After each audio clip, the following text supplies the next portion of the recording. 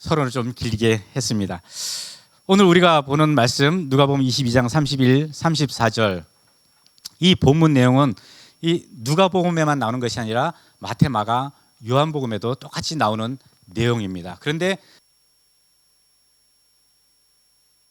조금 다른 것들을 발견하게 될 것입니다. 무엇인가 하면은 마태, 마가 그리고 요한복음에서는 베드로가 예수님을 부인할 것이라는 그 내용을 중심으로 나온 반면에 오늘 우리가 봤던 이 누가복음에는 베드로가 예수님을 부인할 것이라는 그 내용뿐만이 아니라 그 베드로를 다시 한번 회복시켜서 사용하실 것이라는 그 예수님의 예언도 아울러 나와 있다라는 것입니다. 본문 한번 들어가 볼까요? 31절에 보면은 우리 어른들은 좀 아실 텐데 청년들이나 학생들은 좀 생소한 표현이 있습니다. 그게 무엇인가 하면은 밀가부르듯 하다라는 그러한 표현이 있습니다. 밀은 이제 우리가 좀 알 건데 까부르다는 건 무슨 뜻일까? 까부르다. 그것은 키질하는 겁니다. 채를 가지고 흔드는 겁니다. 그리고 채를 치는 겁니다. 그게 그런 뜻을 가지고 이제 체질하려고라는 의미로 까부르다라는 그런 표현을 쓰고 있습니다. 여러분 키로 체질을 하는 이유가 무엇입니까? 그렇죠. 걸러내는 역할을 합니다. 그래서 알곡은 알곡대로, 쓸 거는 쓸 것대로, 버릴 거는 버릴 것대로 자연스럽게 그 체질을 하면서 구분이 되는 것을 우리는 알 수 있습니다. 그것이 우리가 신앙적으로 얘기할 때 또 그런 역할을 하잖아요. 알곡과 쭉정이를 나눈다. 그것은 체를 통해서 흔들어 봄으로 인해서 과연 지금 이 사람의 믿음의 상태가 어떤가, 그것은 그 사람을 흔들어 보면은 그 사람의 처한 상황에 따라서 나타나게 된다는 것을 표현하고도 있습니다. 그런데 문제는 여기서 밀가부로 타다는 것이 누구에 의해서 나타나고 있는 것인가? 그것은 그 앞에 있잖아요. 누구를 통해서? 누가 밀가부로 태요? 그렇습니다. 사단이 밀가부로 타다라고 하고 있습니다. 사단이 왜 밀가부르듯 할까요? 그것은 예수님의 제자들, 그리스도인들을 이런 고난을 주고 이런 시험을 주고 이런 유혹을 통해서 흔드는 겁니다. 그래서 그 믿는 자들이, 그 제자들이 뭔가 악한 것들을 행하고 잘못을 하면은 그것을 찾아가지고 예수님께 유혹하려는 그러한 목적을 가지고 체질한다라고 얘기하는 것을 보게 됩니다. 이 내용을 보면 여러분 혹시 생각나는 부분 있지 않습니까? 어디요? 욥기가 그렇지 않습니까?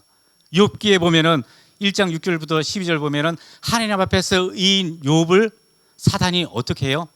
그를 시험해서 그를 공격해서 욥이 하나님 앞에서 잘못된 것들을 찾아가지고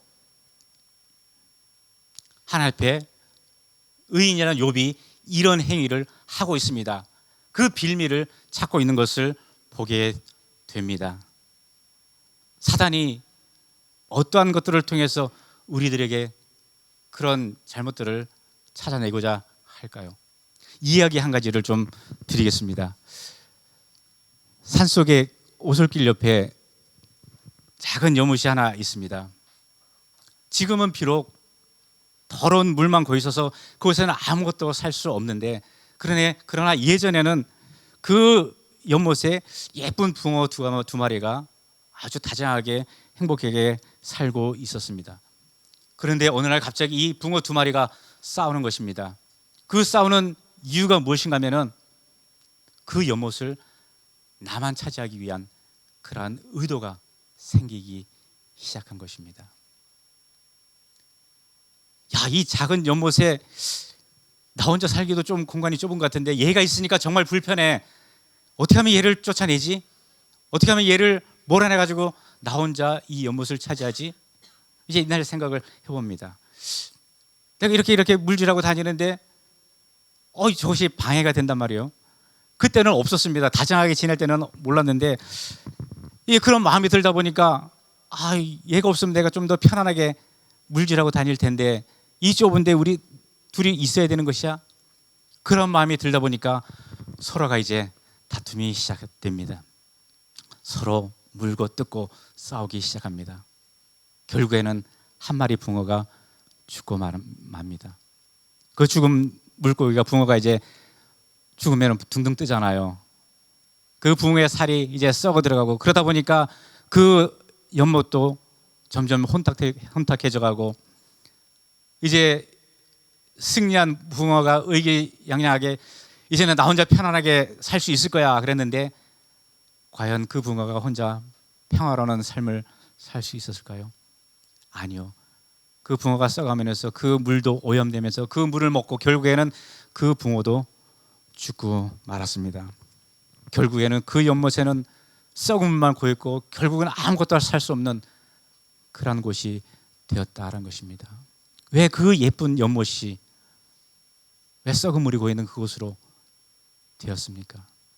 그 물고기 두 마리 갖고 있던 생각이 잘못됨으로 인해서, 욕심으로 인해서, 한 마리가 없으면 정말로 더 좋은 환경에서 내가 더 풍성히 누리고자 하는 그러한 마음이 있음으로 해서, 그것이 들어옴으로 해서 그런 결과를 나타내게 되었다는 것입니다. 그것이 바로 사단이 갖고 있는 작전입니다. 사단의 체질입니다. 그렇게 흔들고 체질하다 보면은 10번 치고 안 넘어가는 나무 없다고, 흔들어서 떨어지지 않는, 털어 먼지 나지 않는 것 없다고, 자꾸 그리스도인들을 흔들고 흔들다 보면은 뭔가 거기서 연약함이 있잖아요. 나약함이 있잖아요. 그러다 보니까 자꾸 다른 곳에 귀를 기울이고 다른 곳을 쳐다보고 의도지 않은 행동들이 나타나잖아요. 그러다 보니까 사탄의 작전대로 쓰러진 겁니다. 한 사람 쓰러지고 끝나는 것이 아니라, 너 쓰러지면, 한 사람이 쓰러지면 저 사람 쓰러지면 너가 더 잘 될 것이야, 너가 모든 것을 다 누릴 것이야, 그런 달콤한 유혹을 합니다. 하와가 선악과를 통해서 그런 유혹을 받았잖아요. 그런데 결과가 정말로 내가 모든 것을 소유하고 모든 것을 누릴 수 있는 그러한 상황으로 바뀌었나요? 아닙니다. 사단의 작전은, 계획은 결국은 다 쓰러뜨리고 무너뜨리는 데 있다라는 것입니다.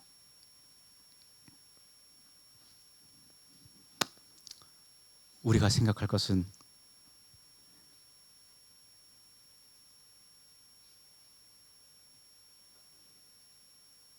과연 나의 지금 환경에서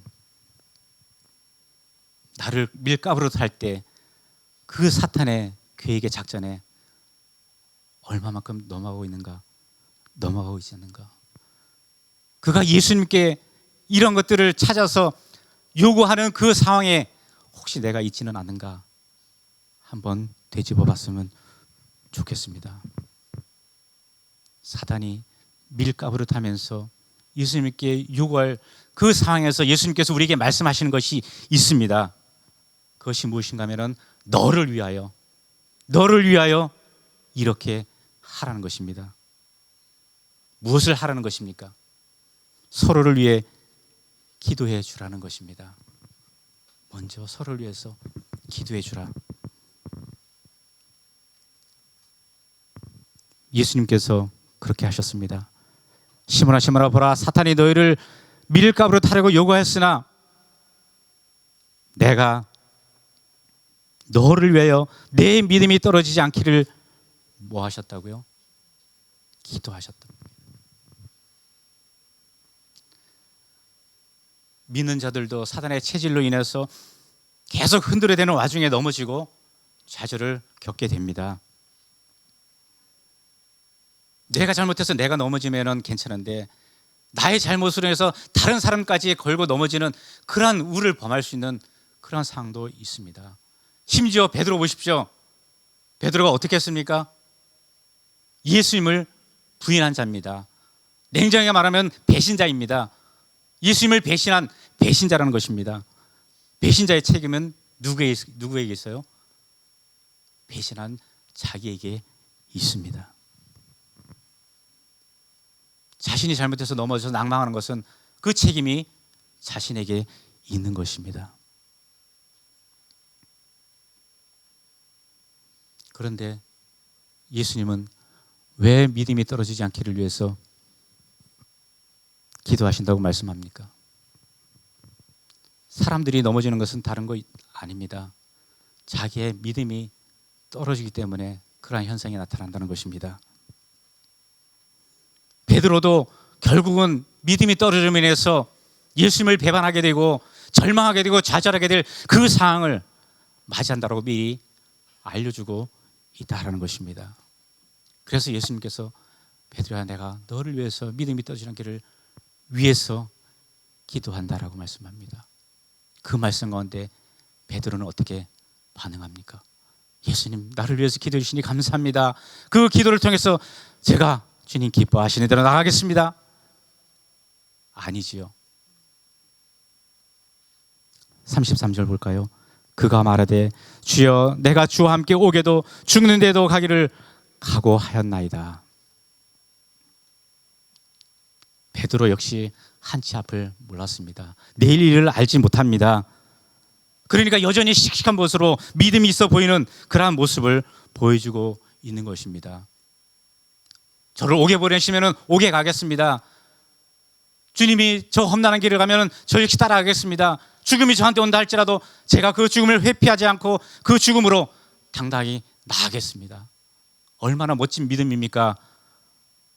본받고 싶은 믿음 아니겠습니까? 그런데 예수님께서 뭐라고 말씀하셔요? 그래, 내가 나를 위해서 그 고난을 받는다니 너무너무 고맙다. 나를 위해서 죽는다고 하니 그 마음이 너무나 좋구나. 나를 기쁘게 한다. 그렇게 말씀하셨어요. 아니죠. 오늘 날이 밝기 전에 내가 나를 어떻게 한다고요? 오늘 닭이 울기 전에 얼마 안 있으면은 곧 내가 나를 부인할 터인데, 그 베드로의 모습을 보시고 예수님의 마음이 어떠실까요? 그럼에도 불구하고 예수님은 말씀합니다. 내가 너희와 항상 함께 할 것이다. 예수님은 비록 34절에서 베드로가 실수할 것이지만은, 엄청난 잘못을 범할 것이지만은, 그러나 다시 한번 회복을 시키셔서 베드로, 너의 위치를 지키라고 그렇게 말씀하고 있는 것을 우리는 32절을 통해서 발견해야 할 것입니다. 너를 위하여 기도하니 너는 어떻게 하라고요? 돌이켜라. 너를 위하여 기도하니 너는 돌이켜라. 그 음성을 저 여러분 모두가 들었으면 좋겠습니다.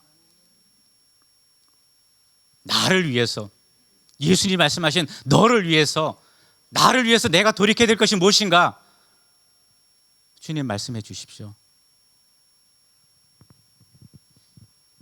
베드로가 돌이켜서 주님의 뜻을 다시 한번 감당했던 것처럼 제가 돌이켜서 주님께서 원하시는 그 길을 가야 되는데, 그 돌이켜야 될 것이 무엇입니까?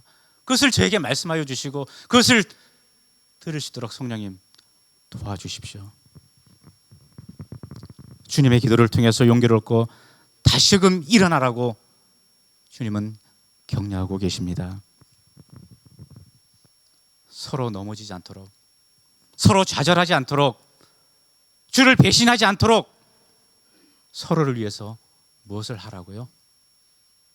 기도하라는 겁니다. 너가 잘 되는 것이 내가 못 되는 것이 아니라, 너가 못 돼야 내가 잘 되는 것이 아니라, 당신이 잘 되는 것이 곧 내가 잘 되는 것입니다라는 그러한 마음이 들어야 합니다. 여러분들이 오전 예배 때 내 이웃을 내 몸 같이 사랑하는 그 말씀이 정말로 마음에 새겨졌다면 이 말씀은 자동적으로 이해가 될 것이고 고백이 되어질 것입니다. 두 번째로, 너를 위해서 무엇을 해야 되나? 형제를 굳게 하는 것입니다. 32절 하반절에 너는 돌이킨 후에 내 형제를 어떻게 하라고요? 굳게 하라. 예수님의 기도를 통해서 은혜로 회복된 베드로가 할 것은 무엇인가 다른 것 아니었습니다. 형제를 굳게 하는 일이라는 것입니다. 베드로야, 너가 제자들의 리더로서 그들의 믿음을 굳게 하는 사명을 다시 한번 감당해야 되지 않겠니? 베드로야, 너도 실수 많이 하지 않았니? 너도 좌절하지 않았니? 많은 사람들로부터 냉담함을 받지 않았니? 그럼에도 불구하고 나의 기도를 통해서, 긍휼을 통해서, 회복을 통해서 다시금 일어나서 너의 사명의 길을 걸어가고 있지 않느냐? 봐라, 다른 제자들을 봐라, 다른 하나님의 백성들을 봐라. 그들도 역시 너처럼 좌절도 겪을 것이고 아파할 것이고 곤란을 겪을 것이며 힘겨울 것이다. 그럴 때 그들을 어떨 것인가? 너가 다가가야 되지 않겠니?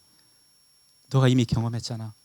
그렇다면 그들이 그런 상황에 있을 때 내가 다가가서 그들에게 힘이 되어주고 그들을 굳세게 하는 그 일을 해야 되지 않겠니? 주님께서 그렇게 말씀해 주고 있다는 것입니다. 믿음이 때로는 비참하게 흔들릴 수도 있지만은 정말로 내가 믿음 생활을 제대로 했나? 나의 믿음이 이것밖에 안 되나? 그런 생각을 가질 수도 혹시 있을지 모르겠습니다. 그럼에도 불구하고 아주 쓰러지지 않는 것은 너를 위하여 여전히 기도하시는 주님이 계시고 붙들어 계시는 주님이 계시고 이렇게 세우시는 주님이 계시고 다시 사용하시는 주님이 계시다는 그 사실을 기억했으면 좋겠습니다. 그리고 다른 사람을 굳세게 하는 그 역할을 우리에게 주셨다라는 것입니다. 주님은 우리를 사랑하셔서 십자가 위에서 부끄러운 줄 모르고 모든 수치를 다 당해 주셨습니다. 주님을 진정으로 사랑하는 사람은 믿음의 길을 걸어가면서 복음을 인해 겪는 곤란한 것들에 대해서 조금도 부끄러워하지 않을 것입니다. 우리가 마태복음을 통해서 주일 오전 예배를 통해서 사랑을 많이 접했습니다. 진실한 사랑은 과연 무엇인가? 하나님을 사랑한 것처럼 사랑하라고 말씀하셨는데 좀 더 들어가 보면은 연약하고 부족한 사람을 돌아보면서 살피면서 주님의 사랑이 흘러나가도록 하는 게 아닌가 생각을 해봅니다.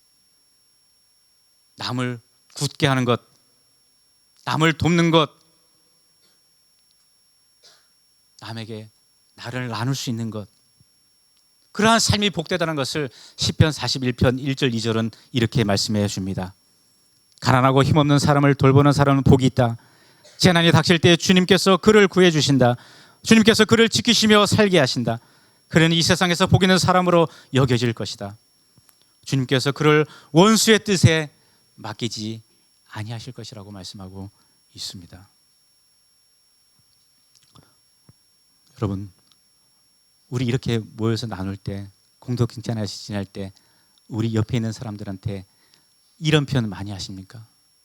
고마워요, 감사해요, 축복해요, 힘내세요, 미안해요. 짧은 1초면 할 수 있는 표현들이잖아요.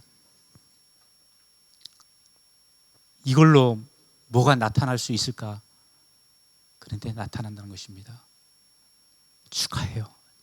마음으로 진심으로 축하를 했을 때 상대방의 어떤 마음을 그 축하를 통해서 기뻐하지 않을까요? 미안해요. 그 사과를 통해서 다쳤던 것이 허물어지지 않을까요?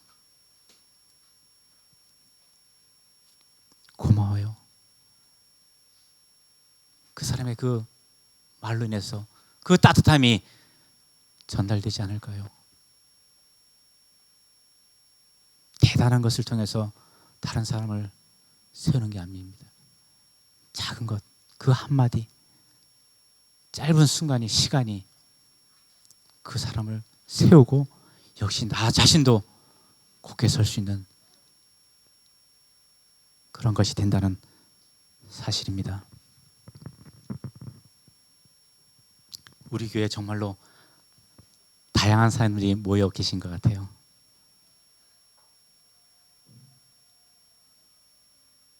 기질 다 다르잖아요. 성격 스타일 다 다르잖아요. 그럼에도 모여서 함께 예배합니다. 함께 웃습니다. 함께 떠들고요. 함께 밥 먹고 서로 이야기를 들으면서 때로는 웃기도 하고 때로는 함께 슬퍼하기도 하고 어떤 일들이 있으면 그것에 대해서 걱정해주고 또 좋은 일이 있으면 서로 축하하고 그렇습니다. 여러분 그럴 때 여러분들은 어떤 걸 느끼십니까? 아, 참 따뜻하다, 포근하다, 좋다 그런 걸 느끼십니까? 그런 것들을 경험하고 계십니까? 우리가 주님과 예수 그리스도와 연합됐다고 하는 것은 예수님의 사랑을 내가 품고 살아간다고 한다면 예수님으로부터 온 그 온기가 저에게 있고 여러분들에게 있고 그것이 모였을 때 그 온기가 함께 나타나야 할 것입니다. 그게 당연할 것입니다. 그런 의미에서 새로운 사람이 딱 들어오셨을 때 그 사람에게 그 온기를 전해주는 것, 한마디를 해주는 것, 그분이 우리 공동체 내에 자연스럽게 들어와서 함께 주를 바라보고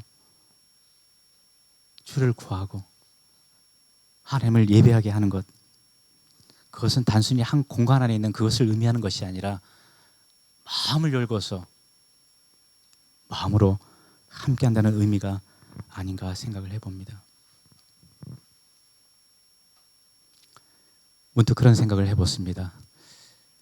예수님께서 하루 종일 사역을 하시고 저녁에 숙소에 딱 들어오셔서 제자들과 또 다른 사람들과 함께 식사를 하면서 나누는 그 현장의 분위기, 그 따뜻함, 그 행복함 생각해 보게 됩니다.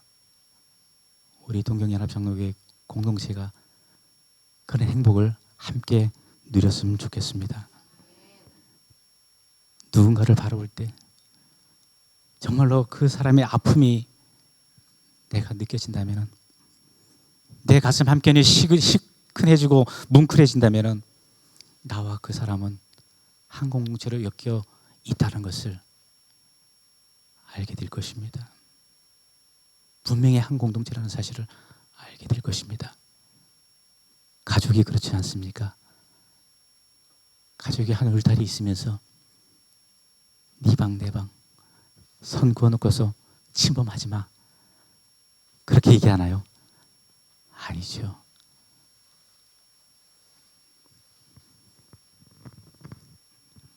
우리 새가족부 모든 부원들, 우리 모든 성도님들, 한 사람이 교회로 들어와서 하나님 나라의 공동체로 함께할 때 예수님과 같은 자리에 있었던 제자들 같은 많은 사람들이 경험했던 행복들이, 그 모습들이 우리 가운데 있기를 간절히 소망해 봅니다. 예수님 때문에, 그리고 믿음의 길을 같이 걸어가는 내 옆에 있는 지체들을 위해서 서로 기도하고 서로를 굳게 하는 모습들로 인해서 기쁨이 넘치고 행복이 넘치는 저와 여러분들이 되었으면 좋겠습니다. 그렇게 되기를 주님의 이름으로 축복합니다. 기도합니다.